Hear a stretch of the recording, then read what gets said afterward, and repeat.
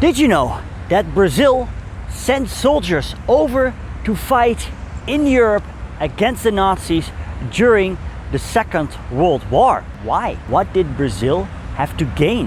What happened in Brazil during the Second World War? In this video, you're going to learn about Brazil during World War II. Like right now, I'm in front of this Brazilian World War II monument. If you find this content interesting, consider subscribing and also hit that notification bell. You can support me via Patreon, PayPal, or via Super Thanks. You can all find the information below the video.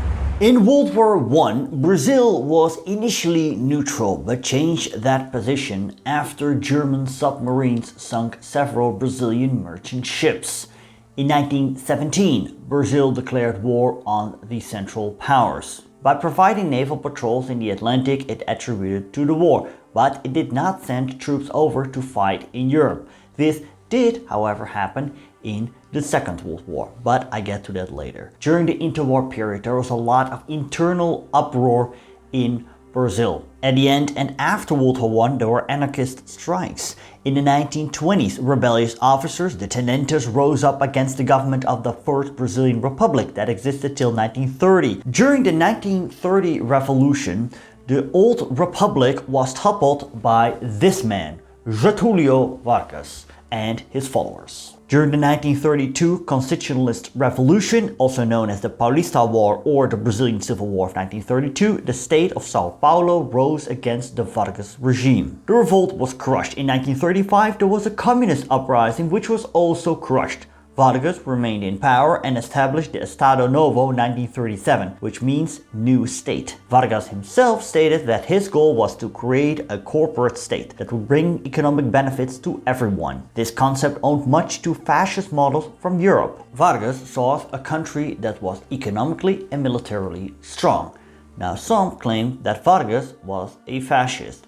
Well, his Estado Novo sure has some fascist tendencies, but to call it pure fascist is up to debate. The Estado Novo borrowed elements from European fascism current at that time. Unlike Benito Mussolini in Italy and Adolf Hitler in Germany, Vargas did not build his base in a political party. Rather, he believed on support from the army to maintain order. Now in the future, I like to dedicate a special episode to the Estado Novo. I know I have Brazilian followers and viewers, so feel free to share your insights in the comments below. Now, a movement that surely was fascist, or let's say way more fascist than the policies of Vargas were, was the integralist movement, which manifested itself in the Brazilian Integralist Action, AIB. It was formed in 1932 by Plínio Salgado, who was inspired by the fascist regime of Benito Mussolini. Dressed in green shirts and jack boots, they held mass meetings, mostly in cities, and many of these meetings culminated into fights with left-wing opponents. Eventually, Vargas banned all political parties, among which the AIB. But they did not go down without a fight, because in May 1938 they launched an attack on the Guanabara Palace to kill Vargas, but to no avail. Salgado was exiled to Portugal. Vargas pursued a pragmatic foreign policy. Key was friendly relations with the United States of America. It was Brazil's long-standing trading partner. The US also played a vital role for the recovery of the Brazilian economy in the 1930s. Brazil also traded with Great Britain and also with Germany, and that trade increased during the 1930s. Export to Germany doubled between 1933 and 1938. Brazil exported large quantities of cacao, rubber, cotton, and coffee. Speaking of which, did you know you can support me via buymeacoffee.com? You can support my well-being and thus the channel. See the link right here and below the video. Visible growth of the German interest in Brazil was not only limited to commercial activities. The German Ausland, foreign organization of the Nazi Party, spread propaganda in Brazil through the establishment and subsidy of German cultural and sporting clubs. When World War II broke out, around 1 million Brazilians of German descent lived in Brazil. Most of them lived in the south. Their numbers had grown by natural increase rather than by any very large additions from Europe. And because of the historical conditions under which their original settlement had taken place and their relative isolation, their linguistic and racial assimilation had been much slower than that of the Italians. To what extent the Germans in Brazil were well integrated into the country is up to debate. Some made their choice during the First World War between Germany and Brazil. Some supported the Nazi Party, others were disgusted by it, and some were actually refugees that fled from Germany to Brazil to escape the Nazi policies. The German airline, the Deutsche Lufthansa, operated in Brazil. Germany hoped to influence the Brazilian military by supplying armaments and inviting Brazilian officers to Germany to show the German military might. US diplomats anxiously observed these developments and saw it as a challenge for the long-standing economic and political cooperation with Brazil. They also worried about the political ambitions of the Estado Novo, which they thought had much in common with European fascism. Vargas replied by wanting to purchase US military equipment in 1939, but this request was rejected. See, Brazil and Argentina had long-standing disputes, and the US feared by supplying Brazil with too much weaponry, it might disrupt the power balance in South America. The year before, the government of Brazil signed an order for German artillery for $55 million. The Vargas government held talks with Germany for a loan for the support of the Brazilian steel industry. Brazilian military leaders wanted Brazil to become self-sufficient in steel production. It would contribute to Brazil's economic independence. When France fell in 1940, many believed that German victory was imminent, but Britain remained at war with Germany, and Vargas pursued a pragmatic approach.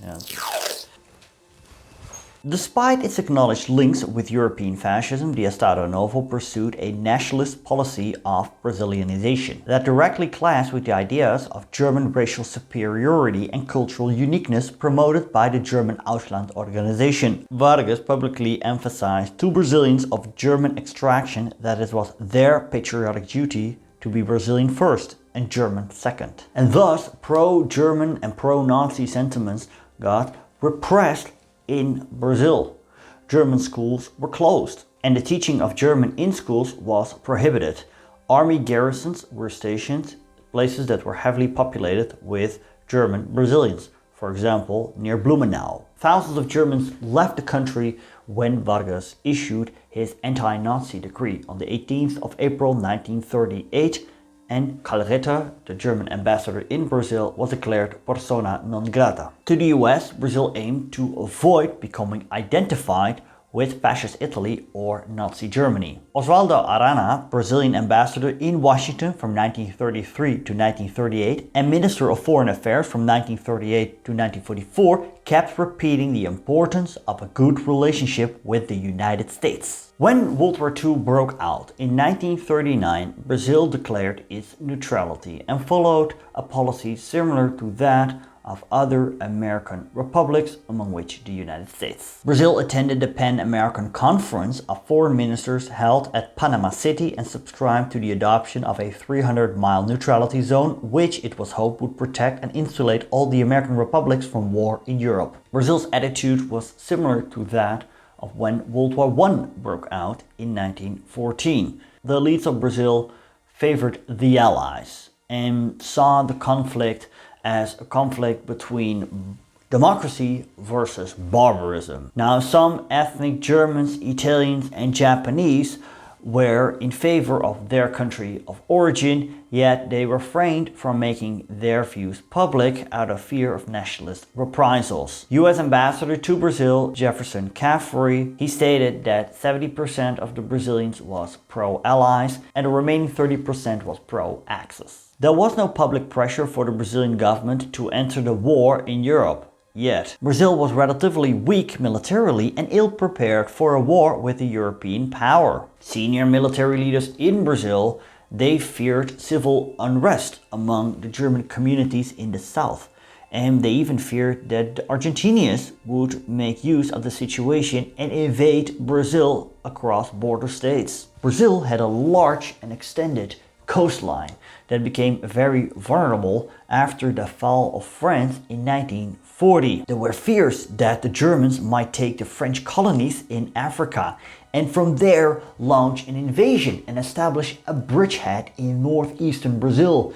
and there were nightmare scenarios among US diplomats who feared that one by one the South American states might fall under fascist rule and it might eventually reach North America. Now, in hindsight, we know it never even got close to that. Although, did you know that the Nazis had a plan to seize power in Uruguay? But that's a story for another time. With the war ongoing, Vargas found himself in a stronger bargaining position with the US than before. Vargas successfully negotiated a series of advantageous agreements where Brazil committed to providing raw materials and granting access to naval bases in the Northeast. In return, Brazil received military equipment and financial support from the US, which included a significant loan from the US Export-Import Bank. Initially set at $20 million, it was later set to $45 million to help the construction of a steel plant at Volta Redonda. Additionally, in October 1941, Brazil was granted $100 million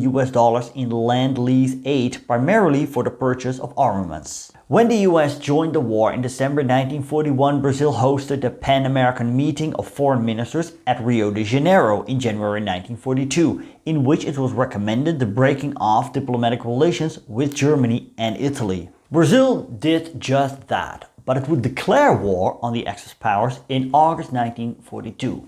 Now, the road to Brazil's declaration of war against the Axis powers was a combination of US pressure and what happened in the Atlantic, where Brazilian ships became targeted by German submarines. Even though Brazil was not formally at war, the increase in trade between them and the Allied powers and the US use of Brazilian territory by North American military personnel showed Germany Brazil was de facto on the side of the Allies. And from February 1942, both German and Italian submarines targeted Brazilian ships. In 1 week in August, 6 Brazilian ships, of which 4 passenger lines, were sunk with heavy loss of civilian life. In Brazil, mass demonstrations occurred and German and Italian-owned businesses were attacked. And on the 22nd of August 1942, Vargas declared war on Germany and Italy. In a speech, he indicated on the vital role of public opinion. You ask by every form of expression of the popular will that the government should declare war on the aggressors,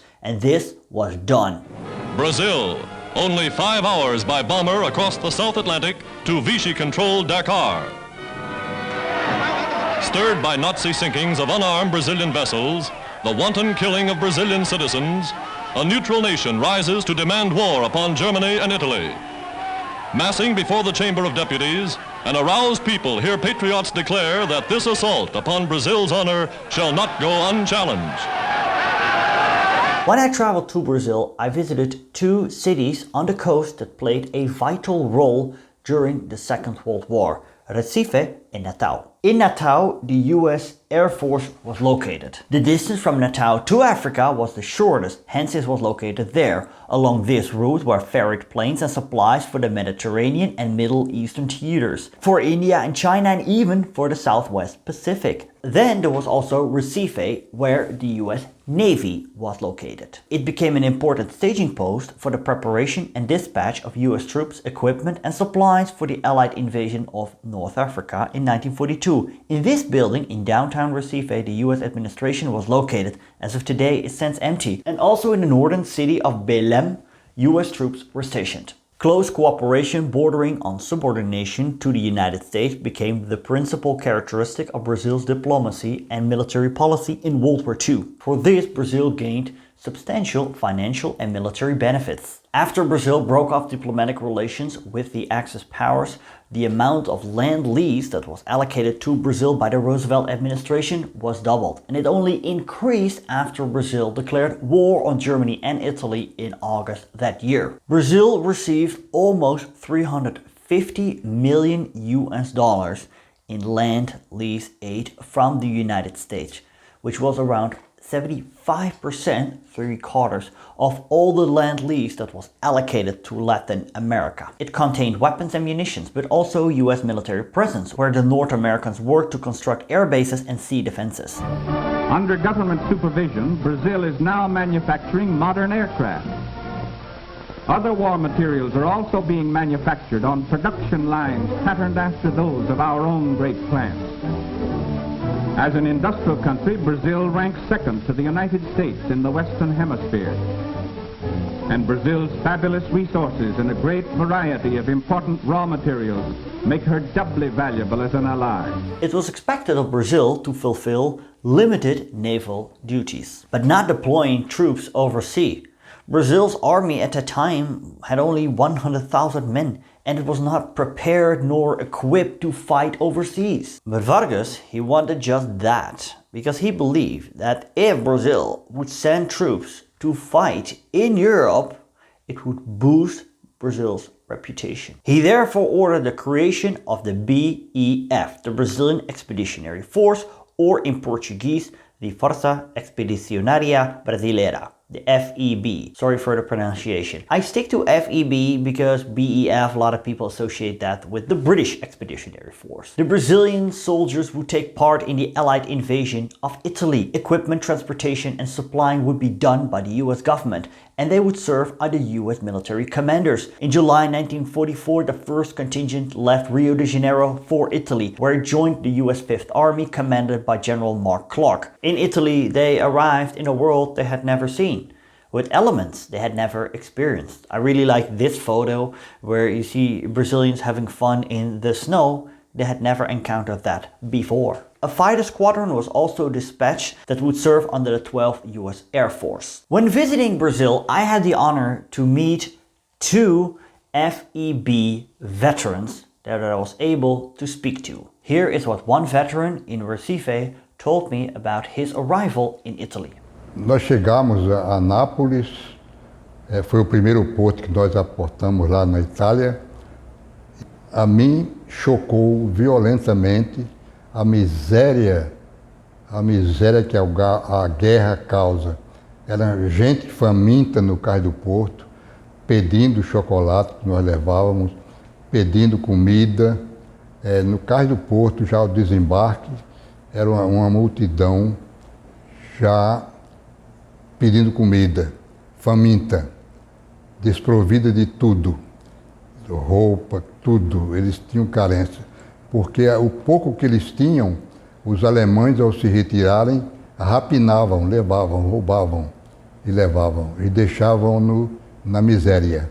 In total, around 25,000 Brazilian troops were sent to Italy and served between September 6, 1944 and May 2, 1945 and suffered 451 deadly casualties and 1,577 wounded. They delivered significant contribution to the hard-fought Allied victory at Monte Castello in March 1945. The soldiers and officers acquired considerable respect and admiration. They accepted the surrender of the 148th German Division in April 1945 to Brazilian commander Mascarenhas de Moraes. Their divisional insignia was a smoking snake. The story behind that is quite interesting, because prior to the deployment of the FEB in Europe, it seemed highly unlikely that the Brazilians would send troops over to fight in Europe. A popular saying in Brazil at the time was, "The snake will smoke before we will fight in Europe." It's similar to the English expression, "when pigs will fly." In other words, it's very unlikely it's going to happen. But it did happen, and the soldiers of the FEB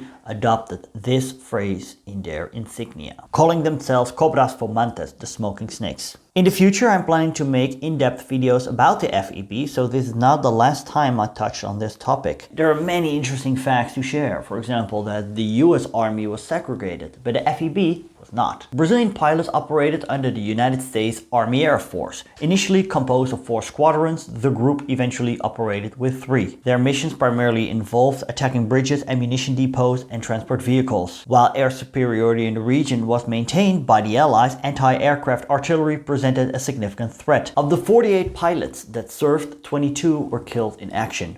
4 officers died due to aviation accidents. Brazil gained considerable prestige as the first South American country to join the war and the first Latin American country to actually send troops over to fight. In January 1943, Roosevelt and Vargas met in Natal, and Roosevelt stated that the US and Brazil were equal partners and that Brazil could attend the peace conference that was to be planned after the war in Europe was over. The next year, Secretary of State Cordell Hull implied Brazil would be assigned a permanent seat on the Security Council of the new United Nations. This never materialized. Roosevelt passed away in April 1945. And when, after the war in Europe was over, a conference was taking place, it was dominated by the members of the Big Three. Talking about the US, Great Britain, and of course the Soviet Union. And Brazil was seen as a minor power. Yet in post-war years, Brazil did play an active part in the United Nations. It never got a permanent seat though. During World War II, the United States had treated Brazil as its most valued ally among the Latin American nations. At the same time, however, the United States had risen from isolationism to globalism. Consequently, its geopolitical priorities were significantly altered, and all the countries of Latin America, including Brazil, were generally neglected after 1945. We fought in the last war and were entirely forgotten and rejected in the division of the spoils, summed up by Vargas in 1951. Brazil was also an important supplier of raw materials. Iron ore, nickel, bauxite, tungsten, oilseeds, fibers all came from Brazil and were delivered to the Allies for the war effort. And also rubber. And that brings me on the rubber soldiers, because Brazil was in need of workers to work on the rubber plantations, as the demand for rubber had increased significantly. See, the major producing rubber country at the time was Malaysia, back in the day Malaya, British colony, but that was captured by the Japanese. And so Brazil had to make up for the deficit of rubber. Brazilian officers went from town to town to recruit men to work on the rubber plantations in the Brazilian Amazon. One person recalled the following: "An army official came to my town and told us we could join the fight on the front line in Italy or go to the Amazon. He said we would become heroes in rubber battle and get rich tapping rubber." Some 55,000 people, mostly young single men, signed up to work in the Amazon. Many of them would never see their home again. The working conditions were abysmal. Government promises of healthcare, accommodation, and food came to nothing. Thousands died from tropical diseases or were killed by animals. One survivor recalled those who tried to leave were shot. A dark chapter in Brazil's World War II history, reminiscent to the times of slavery. Brazil had a large Japanese-speaking community. Around 200,000, most of them lived in the state of Sao Paulo. Now, some of them were die-hard supporters of the Japanese Empire. And when the news came that Japan had surrendered, they refused to believe it. And these Japanese Brazilians perpetrated violence against other Japanese Brazilians that acknowledged the Japanese defeat. Shindo Ranmei was a Japanese Brazilian terrorist organization that perpetrated murders against other Japanese Brazilians. They killed 23, wounded 150, and these murders and attacks continued till 1947. Vargas' Estado Novo would officially exist till 1946. Vargas would have a second presidency from 1951 till 1954. In 1954, he took his own life. To my Brazilian viewers, I ask you, how is Vargas remembered in your country? Do people see him as a dictator with fascist tendencies, or as a pragmatic leader who steered the country in the harsh times and turbulent times of the Second World War? Let me know in the comments below. For now, this was my last video in the series of South American countries during World War II. I know I still have to do Ecuador. I didn't go there. Perhaps one day in the future. This video was made possible by so many people. My patrons and Buy Me a Coffee supporters. In Rio de Janeiro, I met Rafael, who guided me around and helped me with the filming. In Recife, I was received by Marcos Carlos and Manuel Henrigoberto. The latter two guided me through the city. Manuel provided me with images as well. In Natal, I met Fred, who took me to the old airbase. In Fortaleza, I met Mateus, who guided me around and introduced me to the lovely people of a history organization, Katia, Adriano, and Monica, among others. I had the honor to meet two FEB veterans, Severino Gomez de Souza, born in 1924, and Geraldo Rodriguez de Oliveira, born in 1922, and the man who made it basically all possible. Gustavo from Sao Paulo, he donated me this portrait, but he also had so many contacts throughout the whole of Brazil. And thanks to him, I was able to meet all the people I mentioned before, including the veterans. He and his friend Guilherme took me to a museum of this amazing man, where I learned a lot about Brazil's role in World War II. Obrigado. My Portuguese wasn't the best, but that I do know. Thank you so much. And I'm not done with Brazil and World War II. I've planned many spin-off episodes, and if you haven't seen every episode in the series of South American countries during World War II, you can click right here. And thank you so much, and not adios, ciao.